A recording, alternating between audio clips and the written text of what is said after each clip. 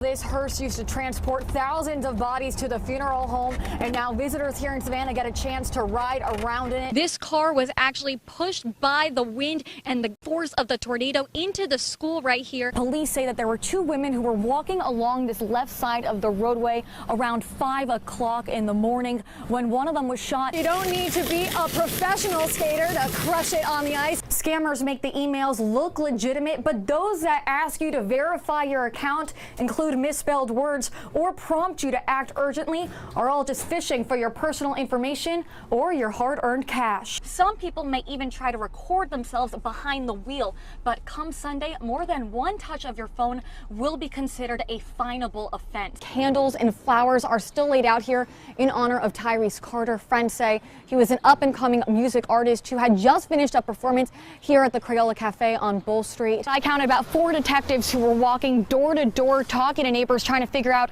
what exactly happened here. To see that there were 9 people living here and some of those children, what was your reaction? I can already feel the wind is picking up out here. This is like no show you have ever seen before. These zombies are going to come out. They are going to invade the audience. They were reduced to 1 lane because we were told a log truck turned over, dumping logs 3 times my height onto the roadway. Police say this is likely the deadliest attack on the Jewish community in our nation's history. That's why News 3 is passing out these stickers to remind you to look again, to make sure no child is left unattended. Each room of the haunted house is designed to scare you, but this is what the Scaremaster says is the most terrifying room. It throws off your balance and leaves you completely disoriented going into the maze. Good evening, I'm Danni Dikes. Trish has the evening off. Thank you for joining us.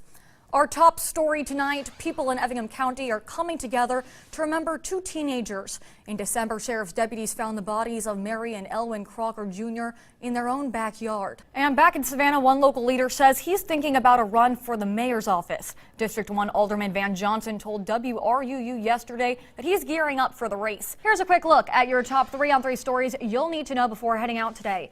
A partial government shutdown could stretch into January, while both sides in the long-running fight over funding a border wall appear to be closer to a resolution. A clear end is not in sight. I've enjoyed the cold, but I'm ready for it to pass. Yeah, Bring on the spring. That's the South Florida in you. Yes, it is. I'm pretty sure. Yeah. Coming up right after Coastal Sunrise on the 3rd hour of the Today Show, Dylan Dreyer, Jenna Bush Hager, Al Roker, and Carson Daly take a look back at the standout stories of 2018. I've gone to their concert too, and I wore maroon pants. Okay.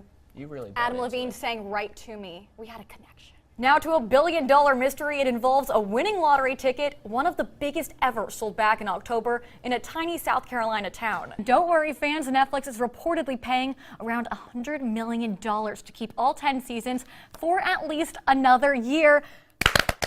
Yes! We've been practicing that Really, we have all morning.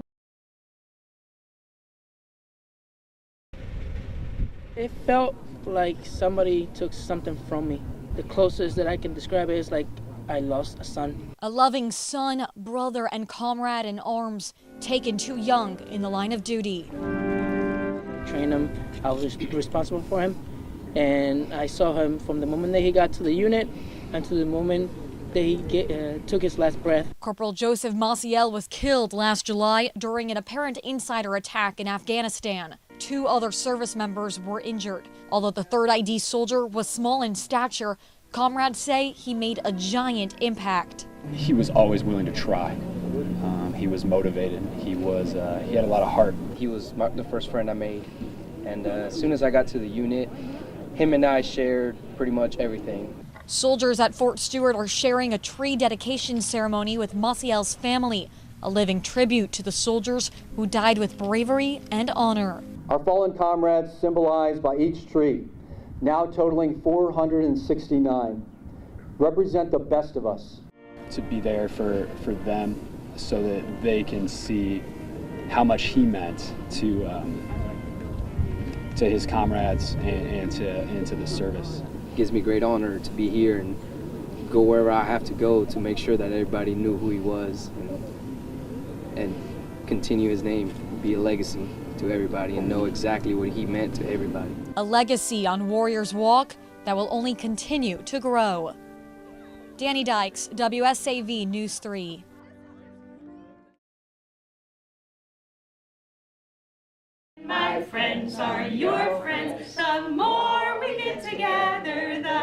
happier we'll be. Welcome, we're so glad you're here. Yay! She's always loved music. Like even when she was little, she always preferred the books that were song books. My voice is terrible. I have a terrible voice, but I do love to sing. It's a music class for the ages. Mothers bring their little bundles of joy into Buckingham South Assisted Living Facility to mix with senior citizens and harmonize through song.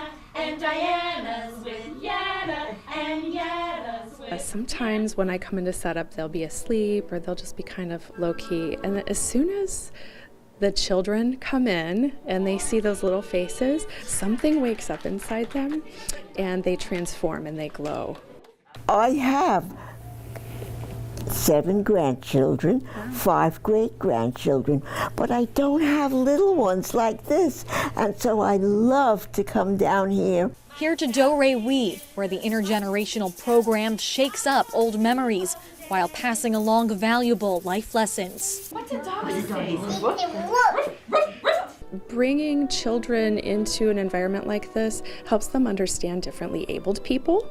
They're able to see people that have walkers or wheelchairs, hearing aids, and wrinkles and gray hair, and know that that's a good thing. That's a positive thing. A positive message that's bound to stick. Goodbye. Wave, wave, wave goodbye together. La la la la la la la. Danni Dikes, WSAV News 3.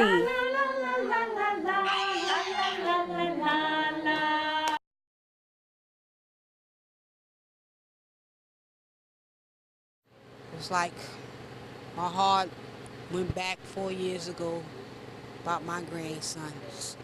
I'm ready to cry. Melody Salter is holding back tears after waking up Wednesday to her personal nightmare.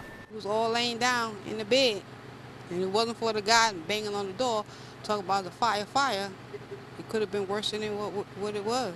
A fire burst through Salter's apartment building on Graydon Street just after 1 o'clock. Smoke and flames were pouring out from the bedroom on the ground floor apartment. Crews say a 5-year-old girl was still trapped inside. Salter and her family narrowly escaped. Mother was calling for where her baby at. I was nerve-wracking. Everybody was crying because we didn't know where everybody was at. 4 children were injured and sent to the hospital. 2 of the kids were severely burned and taken to the burn center in Augusta. The little girl in the bedroom did not survive.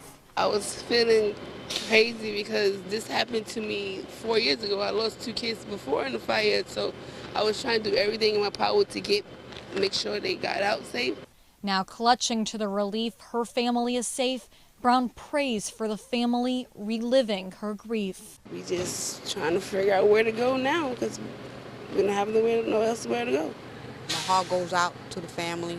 Got to go on from there like we did before. Danni Dikes, WSAV News 3.